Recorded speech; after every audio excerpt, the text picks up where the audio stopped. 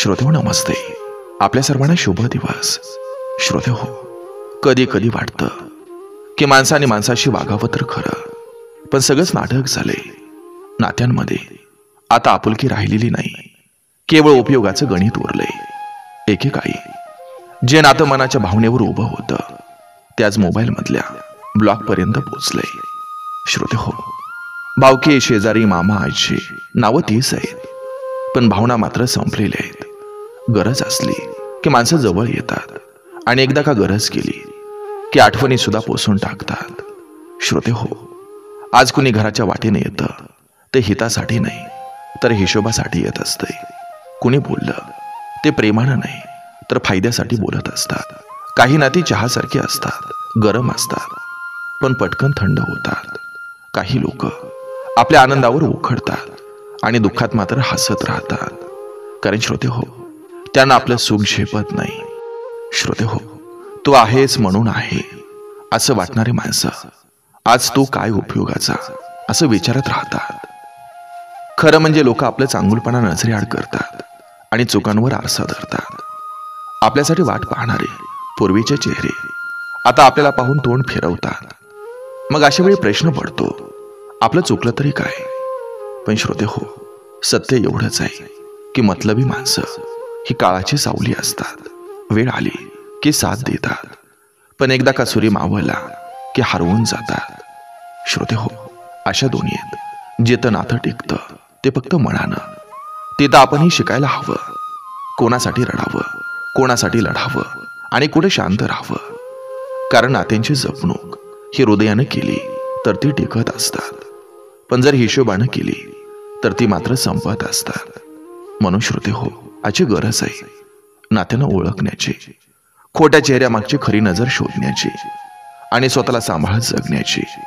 कारण श्रोतेहो, जग स्वार्थाचं झालंय आणि आपण अजूनही माणुसकी शोधत बसलोय.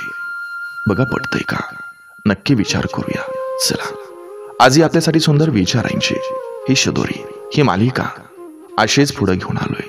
चला, करूया सुरुवात सुंदर विचारांना, सुंदर सुविचारांना.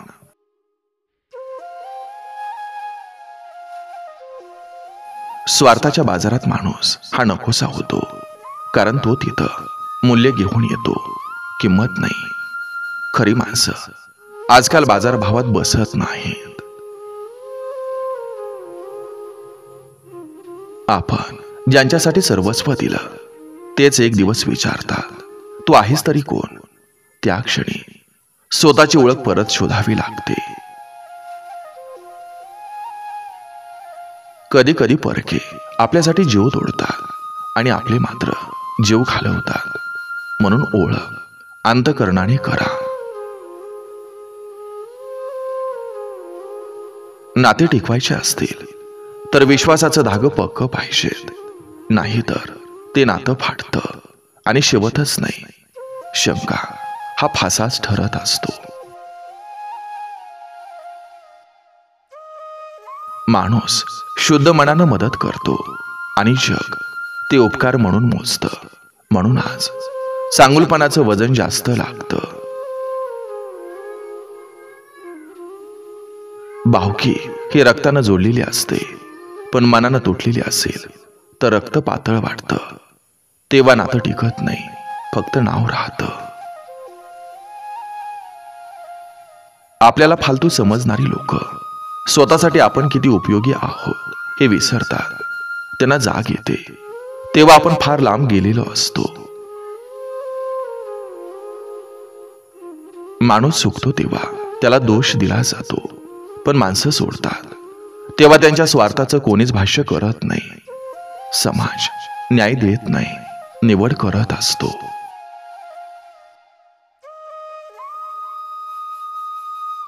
शब्दांची मदत करणारे खूप असतात, पण कृतीनं सोबत देणारे दुर्मिळ असतात. जग शाब्दिक आधारावर चालतं, पण मन कृतीवर शिंकतं. दुःखात ओढणारे हात हे रक्ताचे नसले तरी मनाचे असतात, तेच खरे आपले असतात. कधी कधी आपल्याला आपलं समजणारेच आपल्यावर परक्यासारखा वार करतात, त्या वेदना दिसत नाही, पण आतून पोखरून टाकतात.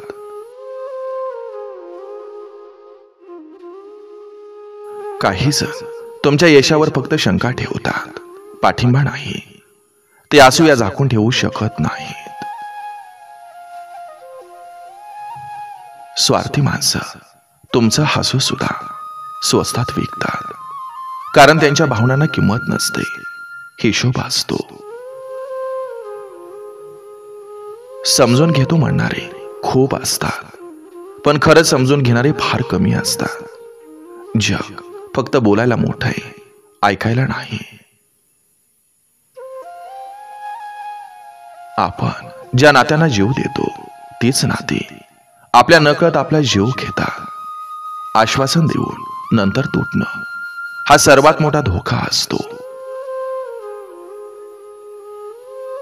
माणूस कधी गरजेपुरता जवळ येतो आणि गरज संपली की ओळख विसरतो. म्हणून स्वतःचं मूल्य विसरू नका.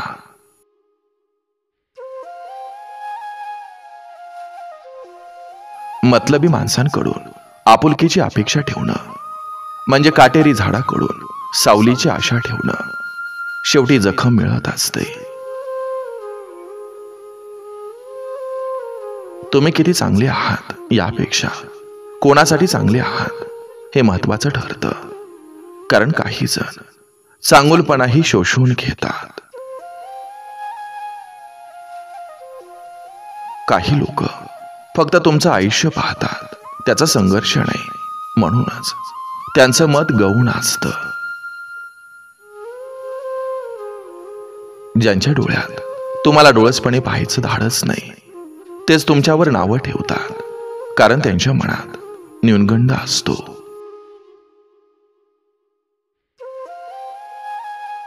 कामापुरता मामा आणि ताकापुरती आईशी हे संबंध काळजीपेक्षा वेळ पाहून जुळतात.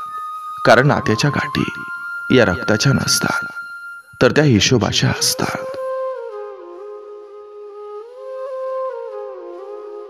काही नाती फक्त चहा प्यायला येतात, पण दुःखात मात्र पाण्याचा घोटही देत नाही.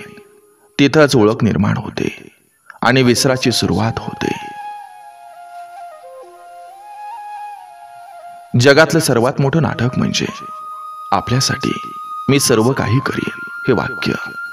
ते बोलणारी लोक स्वतःसाठी सर्व काही करतात. शेजारी जेवढे जवळ दिसतात तेवढे खरे असतीलच असं नाही. कधी कधी ते भिंतीतले भेग असतात, जे खर गडगडवू शकतं.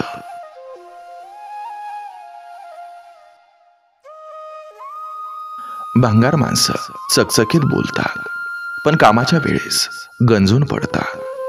त्यांचं अस्तित्व केवळ आवाजात असतं, कृतीत नाही.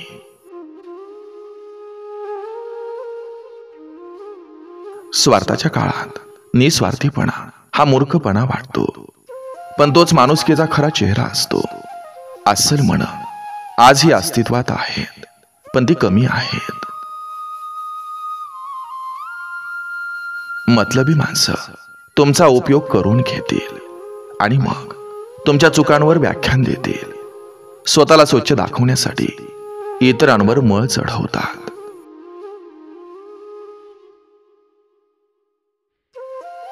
फक्त नावापुरती असलेली भावकी ही कधीच खरी उभी राहत नसते.